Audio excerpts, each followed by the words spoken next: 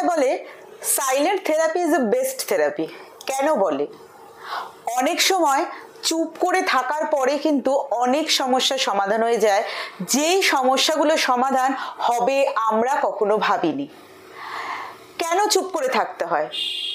কেন কথা বলা উচিত নয় সব জায়গায়, বা কোন সিচুয়েশনে আমরা চুপ থাকবো, এই নিয়ে আজকের ভিডিও। চ্যানেলে নতুন হলে প্রথমেই বলে রাখি, চ্যানেলটা ঝটপট সাবস্ক্রাইব করে দাও। আর ভিডিও ভালো লাগলে অবশ্যই ভিডিওতে লাইক করো, কমেন্ট করো, শেয়ার করো বন্ধুদের মধ্যে।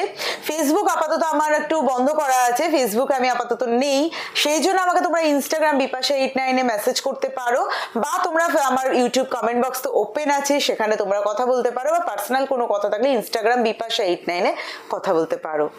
আচ্ছা, চলে আসি এবার ভিডিওর টপিকে। তার আগে একটা কথা বলে দিই, ভিডিওটা প্লিজ দেখো পুরোটা, বন্ধুদের মধ্যে শেয়ার করো। যদি মনে হয় যে তোমরা কোনো অন্য টপিকে ভিডিও চাইছো, কমেন্ট বক্সে জানাও। ডেফিনেটলি তোমাদের সমস্যার সমাধান করা যেহেতু আমার দায়িত্ব, আমি কিন্তু তোমাদের পছন্দ অনুযায়ী ভিডিও আপলোড করব। যখন দেখছো একটা সম্পর্কের মধ্যে টক্সিসিটি এসে যাচ্ছে, একটা সম্পর্কের মধ্যে তুমি বলে বলে কিছুই করতে পারছো না, তোমার পার্টনার বা তোমার যে কাছের মানুষ সে কিন্তু সব সময় তোমাকে অ্যাবিউজ করছে, তোমার সাথে ঝগড়া করছে, ঝামেলা করছে, বা তোমাকে ইম্পর্টেন্স দিচ্ছে না, গুরুত্ব দিচ্ছে না। অবশ্যই ফিজিক্যাল অ্যাবিউসের কথা আমি বলছি না, গুরুত্ব দিচ্ছে না, এই ধরনের যে সমস্যাগুলো আসছে সম্পর্কের মধ্যে, যেটা তোমার কথা বলেও সমাধান হচ্ছে না, সেই ক্ষেত্রে কিন্তু আমাদের চুপ করে যাওয়াই বেটার অপশন। কেন চুপ করে থাকবো?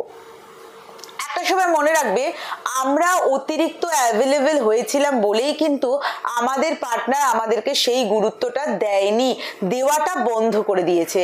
আমি প্রয়োজনের অতিরিক্ত তাকে মেসেজ করেছি, আমি প্রয়োজনের অতিরিক্ত তাকে কল করেছি, আমি প্রয়োজনের অতিরিক্ত তার হাতে পায়ে ধরেছি, তার কাছে কান্নাকাটি করেছি। সে ভেবেছে এর তো আমাকে ছাড়া কোনোই গতি নেই, একে আমি যেইভাবে রাখবো, যেইভাবে চালাবো, এ কিন্তু সেইভাবেই থাকবে।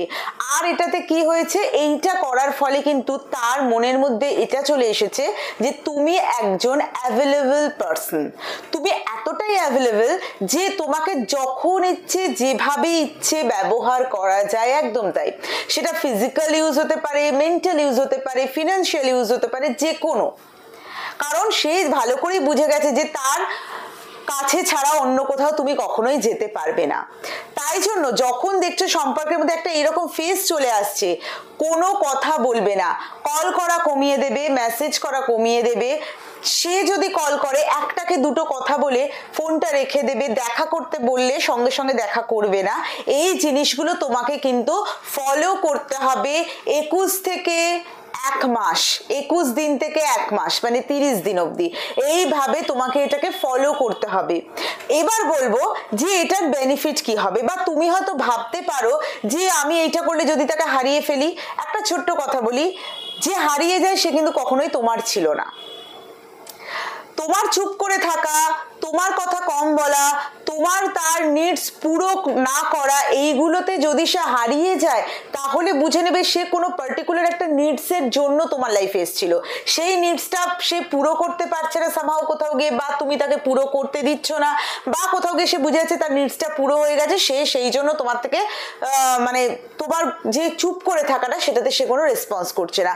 বাট যে তোমাকে সত্যিই চাইবে তার কিন্তু ফারাক পড়বে তোমার চুপ করে থাকাতে, সে তখন উল্টো কাজটা করবে যেগুলো এতদিন তুমি করেছো। কল করবে বেশি বেশি, মেসেজ করবে বেশি বেশি, বারবার খোঁজ নেবে, বারবার দেখা করতে চাইবে, ফ্রেন্ডসদের দিয়ে খোঁজ নিতে চাইবে, মানে এই জিনিসগুলো সে বারবার করবে। তাই এইখানে একটা জিনিস পরিষ্কার হলো যে তোমার একটা গুরুত্ব তার লাইফে আছে, বাট সে কোথাও গিয়ে ভেবে নিয়েছিল যে তুমি অ্যাভেলেবল, তাই জন্য সে ব্যস্ততা দেখিয়েছে বা যাই হোক। কিন্তু যদি তার কোনো ফারাকই না পড়ে তাহলে বুঝে নিতে হবে যে সে শুধুমাত্রই তোমাকে ইউজ করার জন্য এসছে। তুমি তাকে প্রোভাইড করেছো মেন্টাল পিস, তুমি তাকে প্রোভাইড করেছো ফিজিক্যাল নিডস, তুমি তাকে প্রোভাইড করেছো ফিনান্সিয়ালি নিডস, আর সে সেইগুলোর মজা নিয়েছে। এখন যখন সে পাচ্ছে না দীর্ঘদিন ধরে, তখন সে বুঝে নিয়েছে তোমার হাতের বাইরে চলে গেছে, এর পিছনে বারবার টাইম ওয়েস্ট করে, বেকার টাইম ওয়েস্ট করে কি হবে, এর থেকে আমি অন্য জায়গায় যাই, অন্যদিকে ছিপ ফেলি।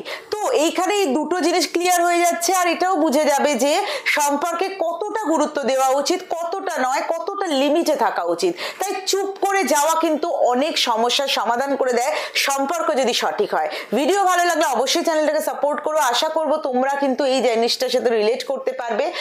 ভালো লাগলে চ্যানেলটাকে সাপোর্ট করো। অবশ্যই ভালো থেকো, সুস্থ থেকো, পজিটিভ থেকো।